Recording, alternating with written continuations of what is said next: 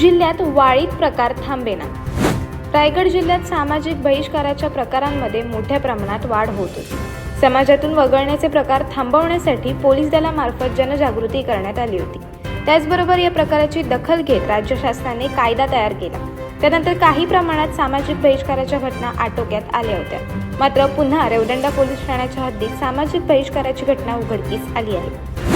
Revdanda police ठाण्याच्या हद्दीतील चोरडी येथे सामाजिक बहिष्काराचे प्रकरण समोर आले आहे। पोलिसांकडून मिळालेल्या माहितीनुसार चोरडे गावातील एका समाजातील ग्रामस्थांनी नवीन हनुमान मंदिरालगत असलेल्या छत्रपती शिवाजी महाराजांच्या स्मारकाची जागा बदलून फेब्रुवारी 2025 मध्ये ते स्मारक फिर्यादीच्या मालकीच्या जागेत तसेच येण्या जाण्याच्या मुख्य रस्त्यात वाहनांना अडथळा निर्माण होईल अशा ठिकाणी बांधली।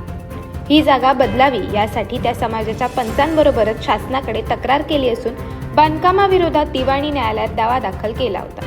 या गोष्टीचा राग धरून चोरडे गावातील त्या समाजाचे पंचमंडळाचे पदाधिकारी सदस्य अशा एकूण 23 जणांनी एप्रिल ते मे या कालावधीत गावातील हनुमान मंदिरात गावाची सभा घेतली।